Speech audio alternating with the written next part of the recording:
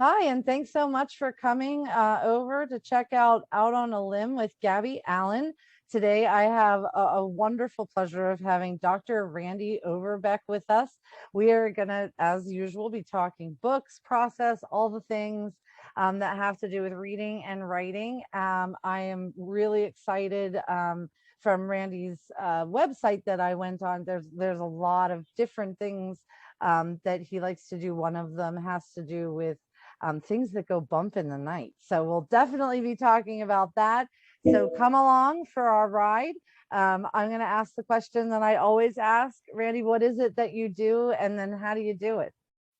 You know, it still seems funny to tell people I'm an author. Okay. Actually, I can now say I'm a best-selling author, which is even a Ooh, better ring to it. So I'm that's really thrilled. awesome. I actually, at heart, I'm an educator. I worked with children for Oh, 4 decades as wow. teacher, college professor, school leader, assistant superintendent, and superintendent, and enjoyed that very, very much. That's But toward the awesome. end of my educational career, I started pivoting toward writing, and I found that I'm really happy in that and comfortable in that venue as well. So that's been going on for about 10 years, off more or less off and on. And You cannot be old enough to have been in education for 40 years and then writing for 10. I am, Oh, I am wow. back. Okay.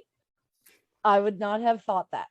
I have 7 grandchildren, and two of Oh, them start college this week. oh, So that wow. Okay. that dates me right there. So That's wonderful. That is wonderful. And thank you for, I'm sure, all of the minds that you have helped move along paths that are really good for them. I used to have a superintendent actually that was fascinated, I guess, with my first name. Every time he walked past me, he had to sing "Play Misty" for me.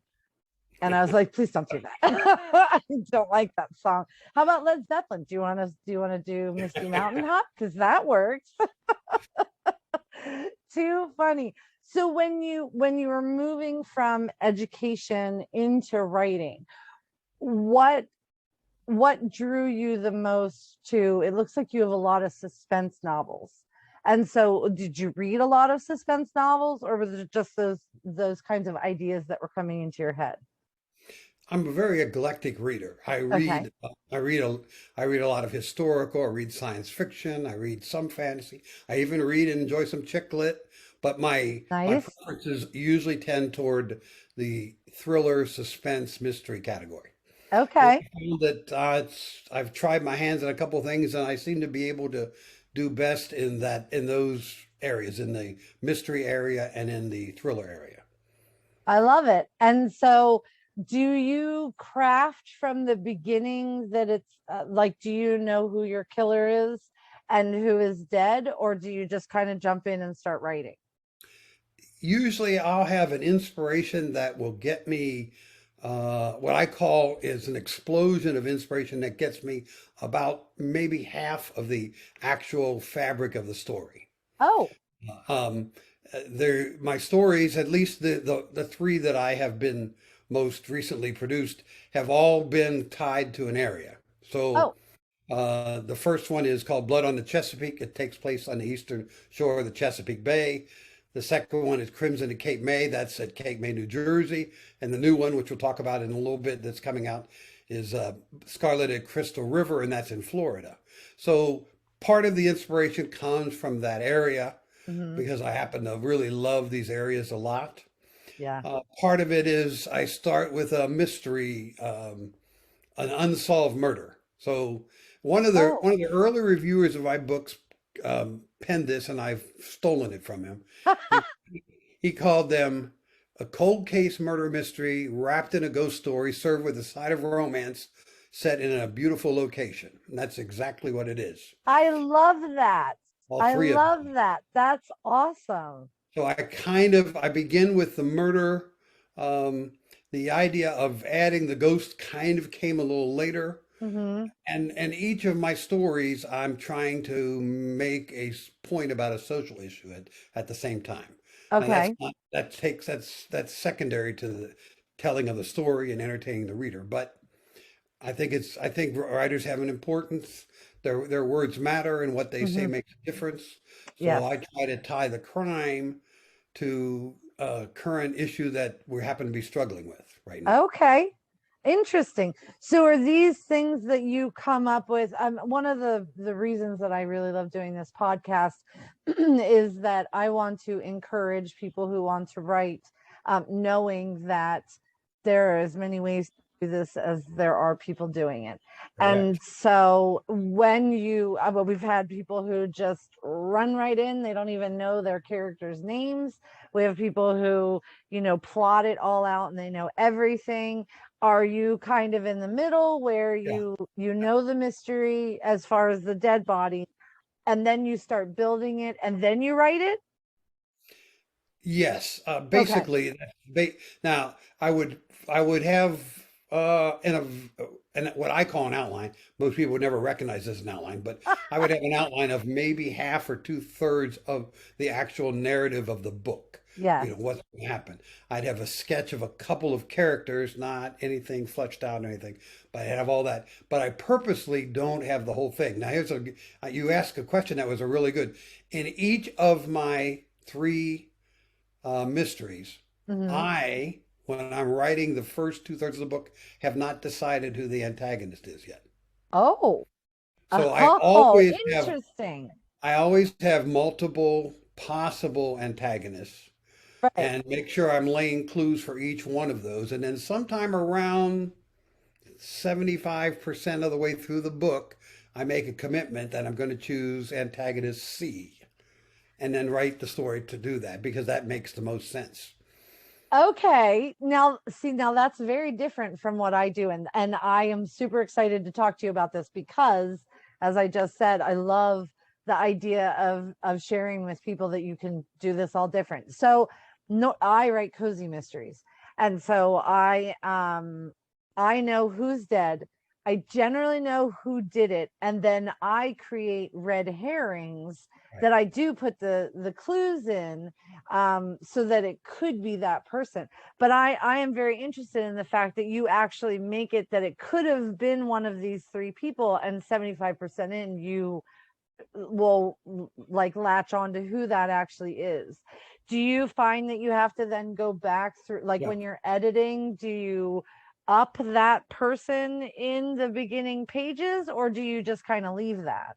No, I make sure that all of these people appear very early in the story, not first Okay. chapter, but first couple chapters. Yeah. All of the candidates for who is the prime antagonist Yeah. show up. But you ask a very good question because that aspect of my writing is very pantser, Okay. like right through the pants. And I got because you. of that, then what I do is I do a lot of plotting afterwards. So when I make that decision, is I go back through one of my many, many revisions of the manuscript. I make sure that there are clues for each character given at a particular time in the chapter. Okay. So I actually have an outline that goes, okay, where was this guy? Okay, who did he do Oh. this? And all the way through the book. So I have that. Do So you write in layers? Let me, maybe that didn't come out quite right. That's makes sense to me, but maybe not in the words. So some people will like write kind of a shell, like a framework of their story, then they go in and they make sure that the dialogue is good, then they make sure that the setting is there, then they make sure that different parts are there. Do you do that at no, all? no, Okay. when I'm writing a chapter, I'm working on that chapter in its entirety. Okay. So describing the characters, getting the setting right, Hmm. getting working hard on the dialogue. Now, but I don't know that writers will like to hear this. At least for me, I would say it is at least 10 times through the manuscript for all different Oh, purposes. I'll go back through looking for different things. Uh, okay.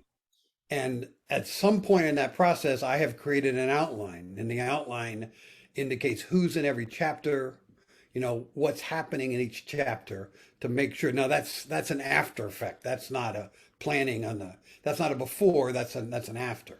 Oh, And okay. and that's So to make sure that it makes sense. yes.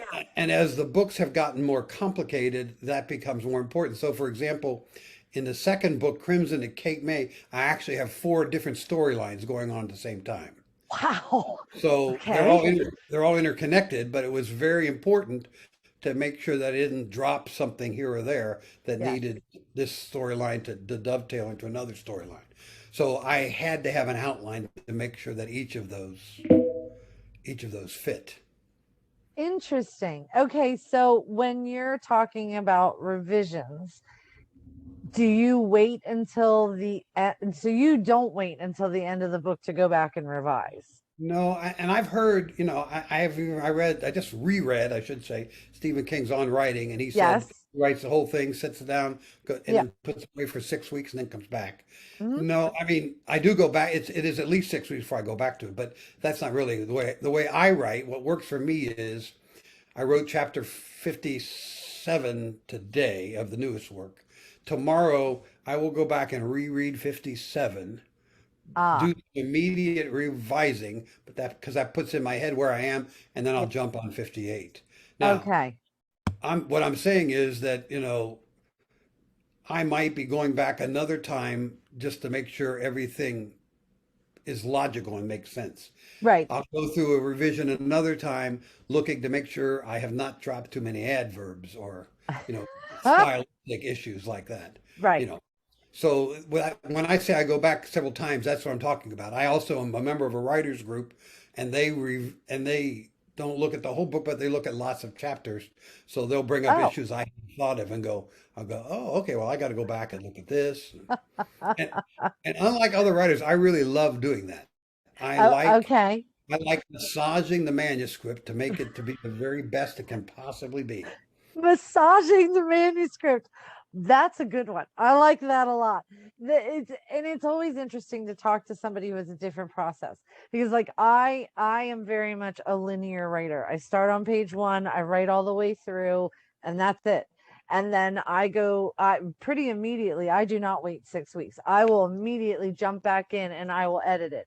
And then I have three critique partners, sorry, and I will send it out to them. They read it, they give it back to me. I make the changes that fit with what I want, and then I send it to the editor. That's it for me.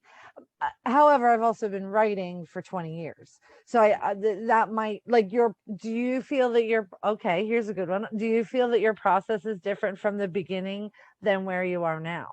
It is, and I'm getting better. I've had the good fortune of looking back at an earlier manuscript and Okay. trying to work on that, and I can see a very big difference from something I wrote 10 years ago from something I'm writing now. Yeah. But um, one of the thing, the other thing that's very different in my process from anybody else I've talked to, I have a fairly large beta readers group. So I have Okay. about a dozen beta Oh, readers, nice. and I will send to them the manuscript in process about Oh, in thirds. So the first third will go out to the beta readers, and each time it goes to them, it goes to them with a set of questions. You know, I wanted to okay. do X. Does this come across? How do you feel about this character? Who do you think the bad guy is? So I'm Huh. keeping them guessing the whole time, and then I use their feedback, and oftentimes they will bring something to light I hadn't even thought of.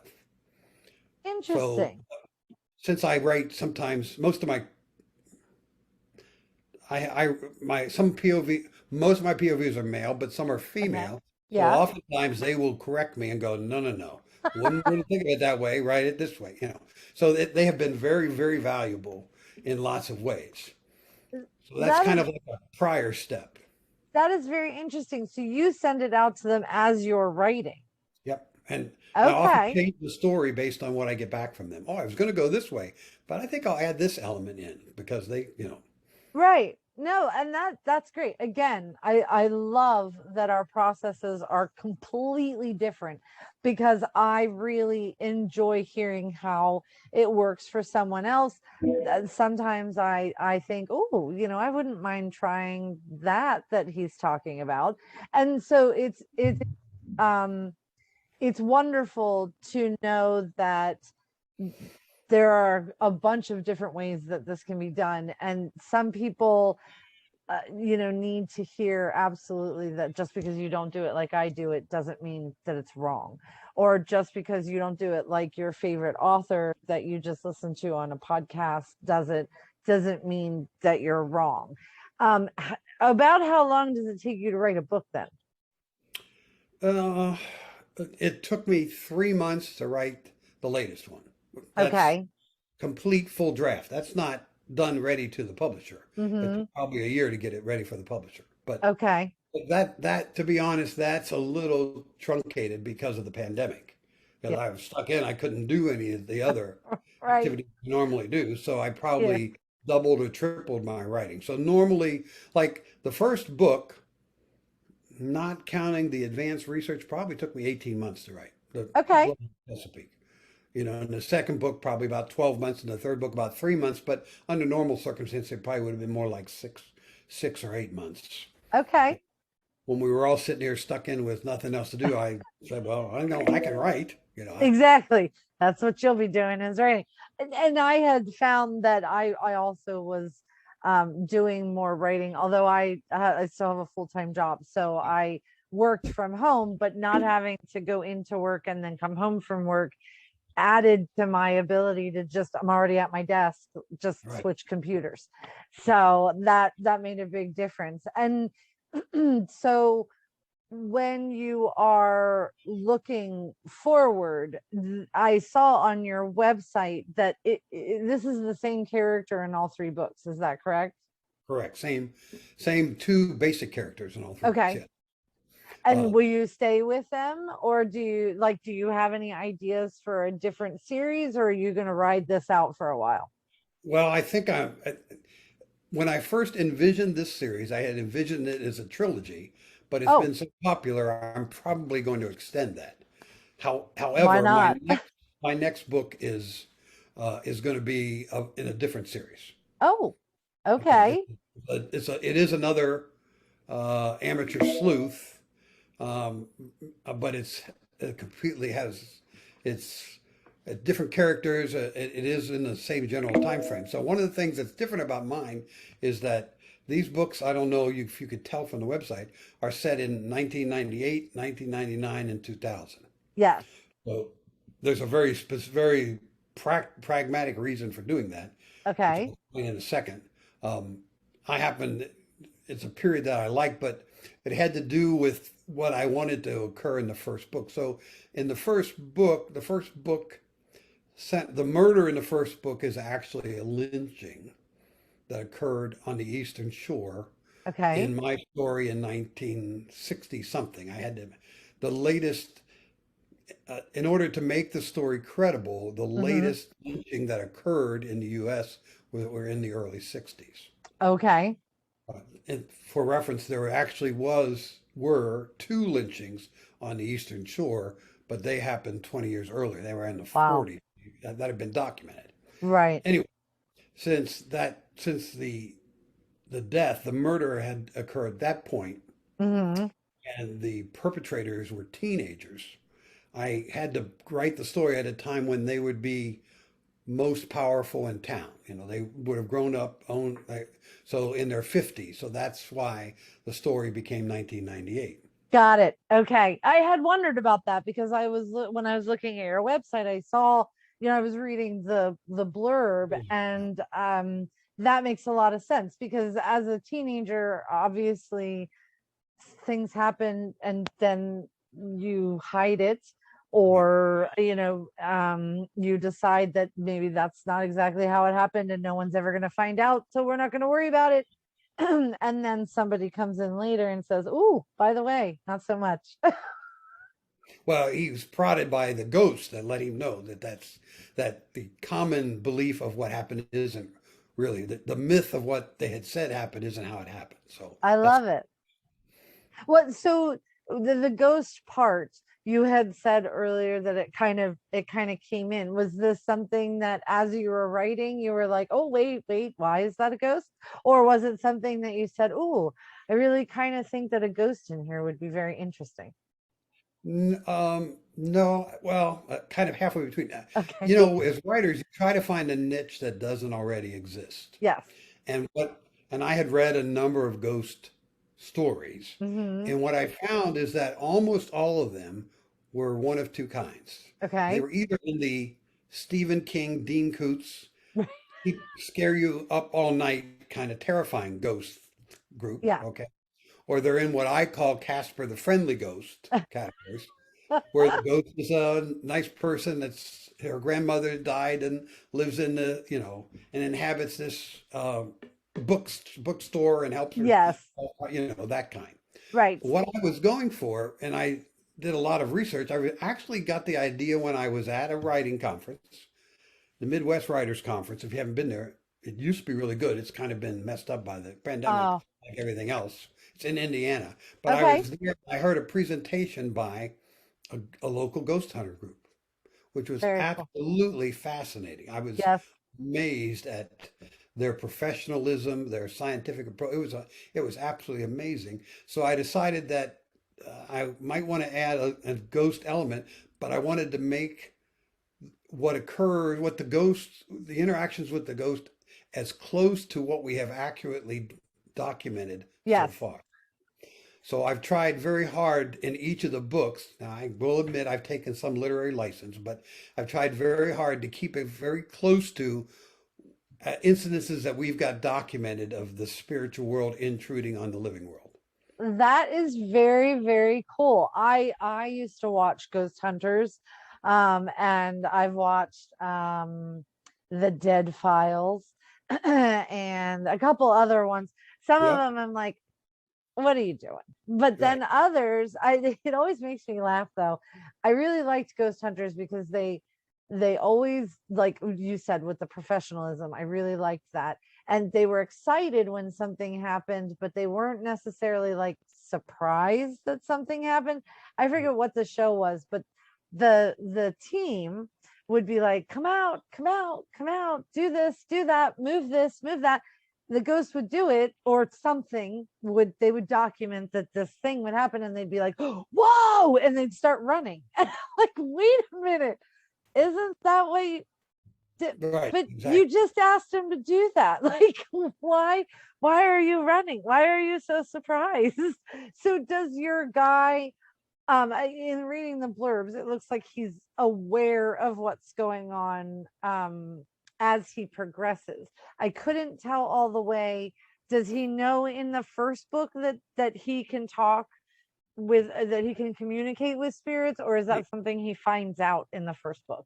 No, when we meet him, he knows that. He had had Okay. a rather disturbing experience as a teenager. Yes, I saw that. I'm sorry. As soon as you And, said that, I thought, oh, I forgot about that part. Okay, and, so he had disturbing and yeah, interaction.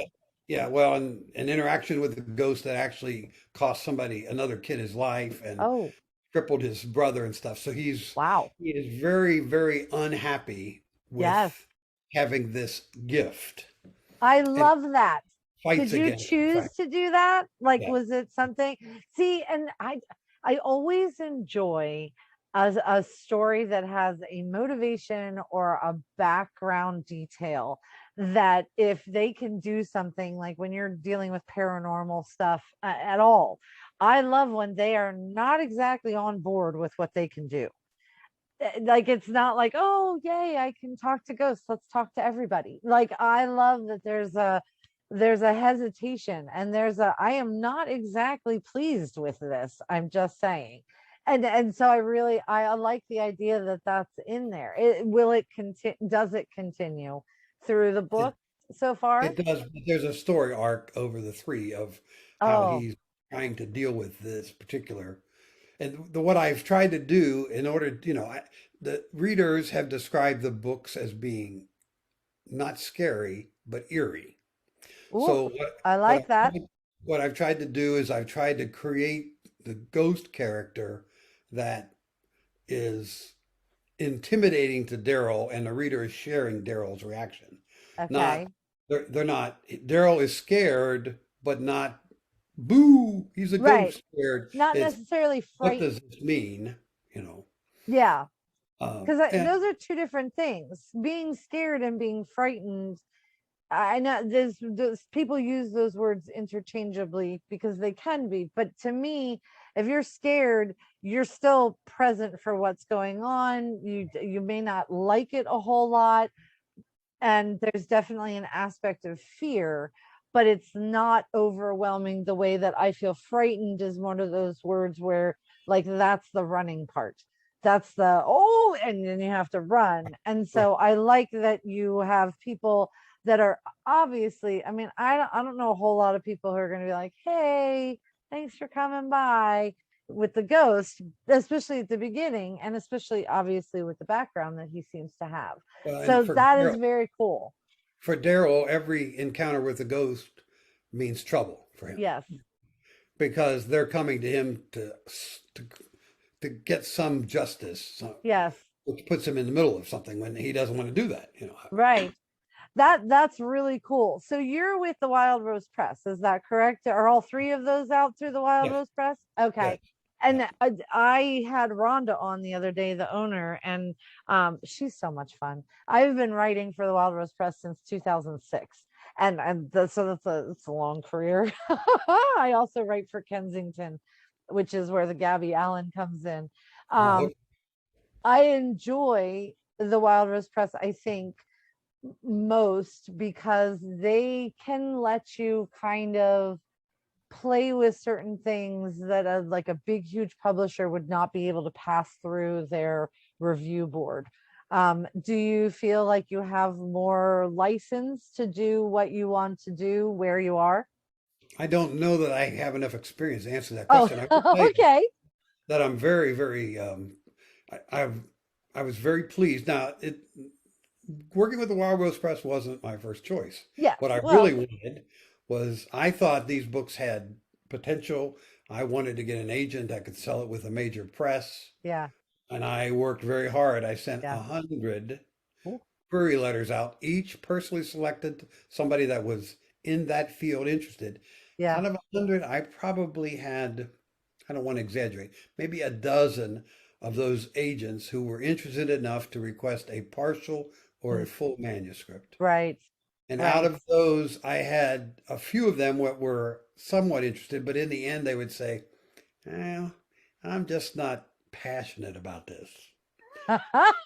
I So, I too have received that rejection. which is code for see you later. Yeah, I Right, got, right. yeah, Well, and it's hard, I think sometimes, and I guess this is kind of the direction of the question with the Wild Rose Press, is they so at Kensington, because Kensington is one of the big New yeah, York publishers, there are rules there about, because they have to be able to take it to their review committee and say, I think that this is big enough that we would be able to sell this many copies. right. Whereas the Wild Rose Press doesn't have that same, But they the don't have, PhD, they don't care. right, It's right. They don't have to make those numbers. They don't have to right. to sell that book interior wise first. I mean, yes, our editor, I'm not sure who your editor is, but my editor then has to take it to the senior editor and say, I really want this. And they say, okay, go ahead and put a contract through. Whereas Kensington is like, my editor could love it. And then she takes it to the review where there are like 6 of them. And they're like, well, pitch it to us. And so she pitches it. And if sometimes they're like, yeah, can you have her change that and bring it back?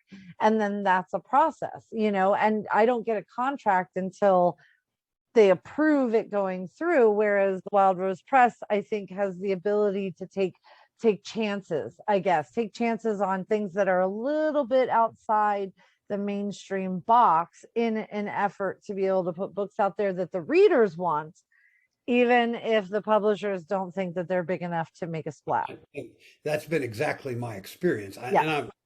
After I got finished with doing 100 queries, I then went through the whole thing and looked at small presses. Mm-hmm. And I sent 3 query letters to 3 small presses. Okay. Uh, 2 of those presses offered contracts. Oh, And very then cool. of the 2, I selected Royal Rose, and I think that was a really good choice. Being a They're rose in wonderful. the garden has been really. I've learned a whole lot from all the other writers, as much Yes. as I've learned from the company itself. Oh, yeah. It has really helped a lot, and they're very supportive, and I'm supportive of Mm-hmm. them, and so I Mm-hmm. kind of like that part. Well, and I like that Rhonda too. So I have also written for Harlequin. Years ago, I used to write for Harlequin, and Rhonda has always been like super supportive of wherever you're going, because as far as she's concerned, that just means they're going to come and get your backlist. And Right. I'm like, But I want to make you money, Rhonda. That's my goal. I want to make you money, and me, but definitely you too. And so, like, she was very excited about the Kensington thing. But then I also said, well, I'm still going to write for you too. And she's like, oh, I would love that. And so I like that, because she also is an author, started out as an author, that she gets kind of what the process is like, what your mountain might look like, and that she wants to help you with the right tools, and like the chats that they do and stuff like that. Like, you can't go wrong with learning with them. yeah, and I have to admit, I mean, we have come to blows on a couple things that I wanted one way and they were something else. But I've Yeah. been very pleased with kind of how things come out in the end, Yes. and so it's been a very good partnership, and Good. I enjoy Rhonda, Yes. Lisa, Dawn, and I are good friends. The marketing person, Yes. I've been doing lots and lots and lots of marketing and stuff, Good. and tapping her expertise. And Yeah. RJ even did my cover for the last Oh, two, the second and the third books. So they are very nice covers. That's the other thing that I like about the Wild Rose Press, is that I've never had a cover for them that I was like, ooh, I don't know how I'm gonna sell that. yeah, I've been very pleased with that as well. You're right. Yeah, yeah, Uh, But I think the books have cachet. I think they have enough. yes. So the first book, Blood on the Chesapeake, which was 2019, Hmm. that book last month became a number one bestseller on Amazon and Barnes and Noble in its category. Wow. And I just learned last week that Amazon is picking it up for their book of the day or deal of the day or something like Yes, that in November. So that's wonderful. I think there's potential. There's certainly other people must believe that there's an audience out there interested in these kinds of stories. Absolutely. Absolutely. That's wonderful. So you are three is out or coming out, did you The say? third one will be out in 2 weeks, Okay, that's the one September that we were 13th, talking about. or Okay. 3 weeks, I guess that makes it 3 weeks, September 13th. So Yes. I'm very Yes. excited about that. Yeah. I bet that's going to be really awesome. Do you have any idea how many of these you think you'll do? I know you said you thought it was a trilogy and you were going to expand, but are you just going to kind of roll with it as long I as am. the stories are coming in? As long as I've got ideas that I think are worth telling, then Okay. I will keep. I'm not going to tell the same story over again. I mean, one of the issues that I'm struggling with and trying to make it so that it's fresh. So Yeah. in Blood on the Chesapeake, the the ghost, the victim, is a huge black, huge African American student is the one who's killed. Okay. Okay. Well, the image of that as a ghost is terrifying just on its surface Yeah. if if it comes upon unexpectedly. And the second one, the ghost is scary in a different way. It's a woman, Hmm. but who died a very violent death, and Okay. the evidence of her death is all over her person. Oh. So that's what makes it terrifying. Hmm. Yeah. So when I went to the third book, I'm trying to come up with, well, I don't want to reinvent, I don't want to do Right. the same thing. So the third book is very different because Daryl is haunted by the ghosts of two young children Oh. who died some death that we don't know what their deaths were. So Oh, yeah, and that is, it's funny that because I'll hear romance writers say, why I can't have them falling in love the same every single time. I can't have the same backstory. I can't have the same right, internal conflict on every book has to be a little different. I'm like, yeah, I totally get you. Try killing people differently every single time. right, Because you're you right, can't knife everybody, you can't poison everyone, and then there has to be like the reason that they're dead is also different. You need to make sure that it's fresh, that you don't have 7 books unless you're specifically making it a poisoner that you're going to find in book 8. You can't do that in every right, single book. You do have to come up with different ways that don't seem like you've done them 100 times. Well, and I'm trying to keep this fresh because in my books, my books and I don't want to say it's not better, but it's a step beyond a regular mystery. So in a Okay. regular mystery, okay, like in your cozy, right? Hmm. In the first page or the first chapter, somebody dies. Okay. And then it's all about unraveling, well, how did they die? And then who was, okay. Yes. Well, in my books, the reader and Daryl meet the victims in the first or second chapter, but he meets them as a ghost. Yes. So he doesn't have any idea who they are, Right. how they died, anything. Only he knows that if he doesn't do something about it, it's going to be problems for him. So Yes. it creates kind of another layer of who done it within the who done it puzzle. It's a fun part to unwrap. Yeah, no, that's really cool. I'm very excited about them. I'll definitely have to give them a try and see what you're doing over there. I love mysteries. I grew up watching a lot of mysteries. I grew up reading a lot of mysteries. And so I definitely I did some romance previously, and I've also done paranormal. I like them all, but in the end, I really, really, really love the mystery aspect. So that is awesome. I am super excited. And we're almost at 40 minutes. I did not, that went really fast. It did very fast. Well, so I just want to make sure that we have a chance to ask you, where can we find you online? And then what is coming up? Obviously, the book on September 13th. If there's anything else that you want to share about what's coming up, we'd love to hear that too. Well, first of all, they can check out my website, which is real simple, www.authorrandyoverbeck.com. Yes. Couldn't be much easier. They can catch me on Twitter Okay. at Overbeck Randy, just Okay. reverse first and last name. Yeah. You can catch me on Instagram, Randy Overbeck. I don't even know all the rest of them, but they're all available. They're all on the website. That's Uh, okay. Facebook is author Randy Overbeck as well. So you Okay. get those updates as well. They can check and sign up on my newsletter, which I only send out about once a month, so they don't get bombarded, but they'll Right. get information on new books coming out and sales and that kind of stuff. Awesome. Um, this is the project I'm working on now. I do have another book in the process, but it's probably a year away yet. So I'm more than happy just to kind of stay with these three and work on these. And I find out I have more to do marketing with them than I can ever get done anyway. So Yes. Yes. And I would love to have you on next year when you have new stuff that we can I'll talk about. love the That would, opportunity to do that. That'd be great. yeah, absolutely. That would be wonderful. Well, I so appreciate your time. I'm so excited that it was something that we had very different processes so that you could share what yours is and I could share what mine is, and hopefully show or tell the people who are just listening as opposed to watching that there are as many ways to do this as there are people who are doing it. I'm going to make the offer that I normally do, which is, if you as the listener have any questions for myself or Randy, please drop them in the comments. I will make sure that Randy gets them. And we are more than happy to help you learn whatever it is you might feel like we might know something about. Hopefully we do. If we'll not, we'll figure it out and we'll get back to you. But thank you again, Randy. This was so wonderful. I really appreciate your time.